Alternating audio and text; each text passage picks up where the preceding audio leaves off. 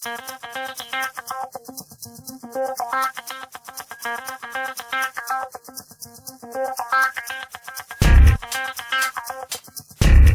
moment du penalty au handball, c'est un moment particulier du fait que déjà la plupart du temps on arrête le temps, donc tous les joueurs doivent se mettre à 3 mètres, donc forcément après on se retrouve sur un duel tireur-gardien pur entre guillemets. Mais ce duel là il est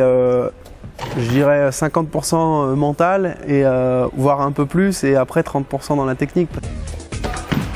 Quand on monte vraiment au plus haut niveau, après on se retrouve sur des gardiens qui sont hyper rapides et il faut décider en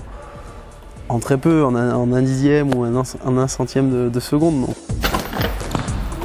Les qualités pour un bon tireur de penalty, je pense que tout d'abord c'est la concentration. Je me sors du contexte, je recule, je vais en direction du centre, je prends mon temps, je souffle un bon coup,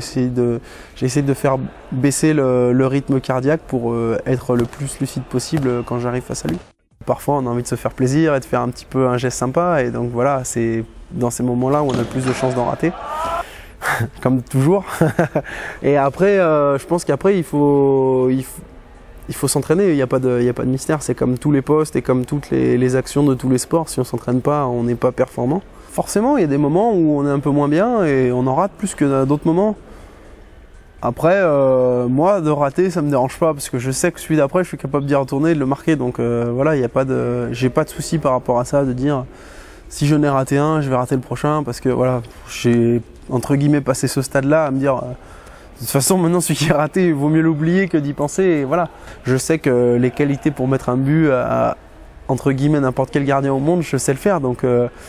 j'essayais vraiment de me concentrer sur le détail et sur ma concentration à moi, être rigoureux, et après en fonction de ce qui se passait en face, c'est-à-dire qu'en fonction de comment le gardien réagit, parce que moi je ne sais pas forcément où je vais tirer avant, quand je m'avance au point de pénalty. Il y en a qui ont leur série déjà en tête et qui savent que voilà, le premier ça va être ça, le deuxième ça va être ça, le troisième ça. Moi je sais que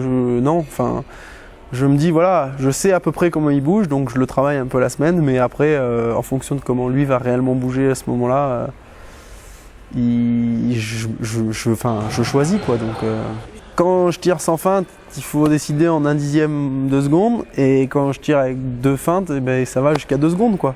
Mais en fonction de ce que je vois, comme le gardien, s'il est plus appuyé sur une jambe ou s'il commence à lever une autre, voilà, on sait que s'il y a un gardien qui lève une jambe, il va être faible sur le côté de la jambe d'appui, parce que pour la rebouger c'est plus dur quoi. Voilà, après il y a plein de petites choses, s'il commence à pousser sur une jambe, c'est qu'il ne pourra pas forcément revenir, voilà. Où il commence à baisser les bras, je vois que voilà, il veut baisser les bras, s'il veut, on le laisse faire et puis on les met en haut. Voilà, non, c'est un petit jeu, et puis voilà, puis après en fonction de l'ampleur du score, c'est vrai qu'on a plus de facilité à se lâcher et faire des trucs un peu sympas pour le public qu'on ferait peut-être pas forcément si c'était égalité, bien que des fois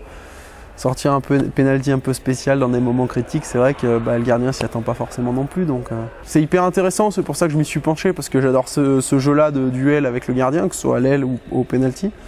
Mais c'est vrai que du coup je me suis spécialisé là-dedans parce que j'étais en réussite et que du coup j'ai eu envie d'y apprendre et puis de me spécialiser là-dedans quoi.